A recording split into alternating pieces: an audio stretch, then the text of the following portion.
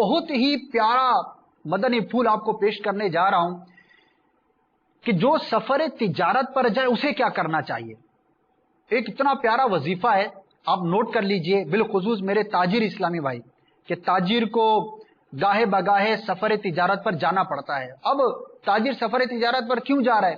ظاہر ہے کہ یہ نیت ہے کہ مجھے نفع ملے, میں جس مقصد کے لیے جا رہا ہوں اس میں مجھے کامیابی ملے. تو سفر تجارت پر جانے والے اسلامی بھائی کو چاہیے کہ یہ 5 صورتیں پڑھ لیا کریں. اس کی برکت بھی عرض کرتا ہوں. پہلے 5 صورتیں جو ہے وہ نوٹ کر لیجئے.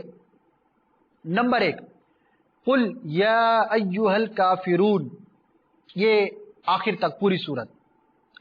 نمبر 2, اذا جاء نصر اللہ والفتح, یہ پوری صورت مبارکہ. نمبر 3, سورہ اخلاص, قل هو اللہ احد.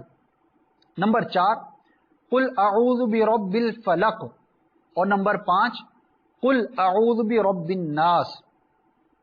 سرور دو عالم نور مجسم صلی اللہ تعالی علیہ وسلم نے حضرت سیدنا جبیر بن مطعم رضی اللہ تعالی عنہ سے ارشاد فرمایا, اے جبیر, کیا تم چاہتے ہو کہ جب تم سفر میں جاؤ تو اپنے ساتھیوں میں بہتر اور توشہ سفر میں بڑھ کر رہو, یعنی سفر میں خوشحالی اور فارغ البالی نصیب ہو؟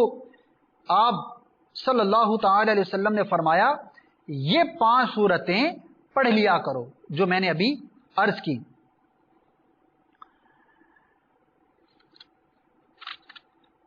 حضرت سیدنا جبیر رضی اللہ تعالیٰ عنہ ارشاد فرماتے ہیں کہ میں نے انہیں پڑھنا شروع کر دیا. سرکار کے صحابی تھے, سرکار نے فرمایا ہے, یہ عمل کرتے تھے, انہوں نے پڑھنا شروع کیا. تو ارشاد فرماتے ہیں کہ میں پورے سفر میں واپسی تک اپنے تمام ساتھیوں میں سب سے زیادہ خوشحال اور توشہ سفر میں فارغ البال رہنے لگا, نمایاں ہو گئے. دیگر ان کے ساتھیوں پر ان کو زیادہ آسانی نصیب ہوئی. تو جو بھی سفر پر جائے ان صورتوں کو پڑھ لے تو انشاءاللہ عز و جل برکت ہوگی. جس مقصد کے لیے جا رہے ہیں, تجارت کے لیے جا رہے ہیں, جس کام کے لیے جا رہے ہیں, اللہ تبارک و تعالی اس مقصد میں بھی کامیابی عطا فرمائے گا. اب سفر کی بات چلی ہے تو مدنی قافلے کی بات نہ ہو, یہ کیسے ہو سکتا ہے کہ راہ خدا عز و جل میں بھی سفر ہوتا ہے. یہ بھی ایک پیارا سفر ہے اور اس کی بھی بڑی برکت ہے. حضرت سیدنا ابو امامہ رضی اللہ تعالیٰ عنہ سے روایت ہے, رسول اکرم نور مجسم صلی اللہ تعالی علیہ وسلم نے ارشاد فرمایا, جس شخص کا چہرہ راہ خدا عز و جل میں گرد آلود ہو جائے, اللہ تبارک و تعالیٰ اسے قیامت کے دن جہنم کے دھوئیں سے بھی امان عطا فرمائے گا. اور جس شخص کے قدم راہ خدا عز و جل میں گرد آلود ہو جائیں, اللہ تبارک و تعالیٰ اس کے قدموں کو قیامت کے دن جہنم کی آگ سے محفوظ فرما دے گا. معجم کبیر کی روایت ہے. تو آپ بھی نیت کیجئے, راہ خدا عز و جل میں سفر اختیار کیجئے. علم دین حاصل کرنے کے لیے جو سفر کرتا ہے الحمدللہ وہ راہ خدا عز و جل کا مسافر ہے, اور اللہ تبارک و تعالیٰ کی ذات سے امید ہے کہ اس کو بھی یہ برکت ضرور ملے گی. تو یہ جو چند مدنی پھول میں نے آپ کو بیان کیے, مکتبۃ المدینہ کی یہ کتاب ہے سنتیں اور آداب.